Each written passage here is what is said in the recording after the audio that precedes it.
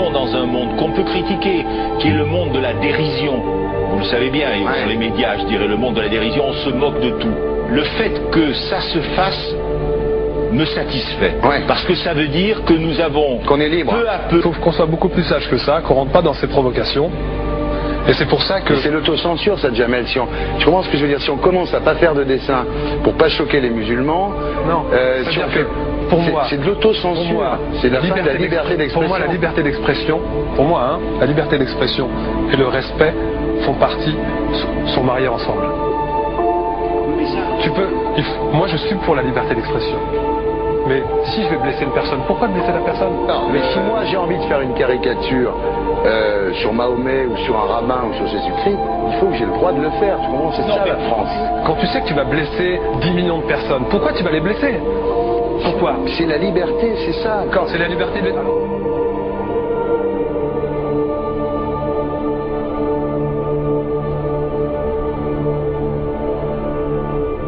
Non mais vous pensez pas que c'était à vous de vous excuser, non? En disant le sketch n'était pas très drôle, je suis désolé si j'ai blessé des gens, voilà, excusez-moi, voilà, c'est une connerie, c'est mon travail. Mais vous referiez pas le même sketch quand même? Mais le spectacle que je fais reprend en grande partie les lignes de ce sketch.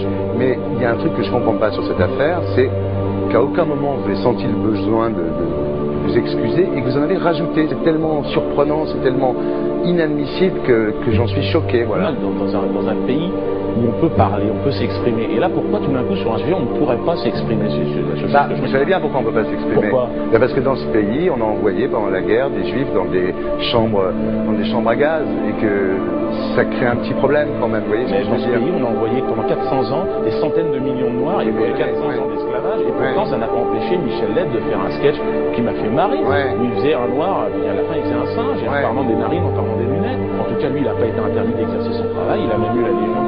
Quelqu'un qui a toute sa famille qui a été exterminée dans un camp de concentration et qui voit quelqu'un à la télé qui dit Israël. Vous vous rendez compte? Je sais pas. Mais enfin, il y a des moments où même si on connaît les gens, même si on les a invités, on leur... Et c'est pour ça que... C'est l'autocensure, ça, Jamel. Tu comprends ce que je veux dire? Si on commence à pas faire de dessin pour pas choquer les musulmans, si on fait... C'est de l'autocensure. C'est la fin de la liberté d'expression. Pour moi, la liberté. Et là, pourquoi tout d'un coup, sur un sujet, on ne pourrait pas s'exprimer sur ce sujet? Vous savez bien pourquoi on ne peut pas s'exprimer. Pourquoi? Parce que dans ce pays, on a envoyé pendant la guerre des juifs dans des chambres à gaz et que... Deux poids, deux mesures. La liberté pour tout le monde. C'est-à-dire? La liberté pour tout le monde. Il y a une personne comme Dieudonné qui a fait un rabbin, enfin qui a fait un colon juif, etc. Tous ces DVD ne sont plus dans les pactes. On l'empêche de venir, médiatiquement, on ne le voit plus. Alors que lui, c'est un comique. Plusieurs lois qui ont été faites contre l'antisémitisme. Et moi, je fais un appel aujourd'hui de faire une loi contre l'islamophobie.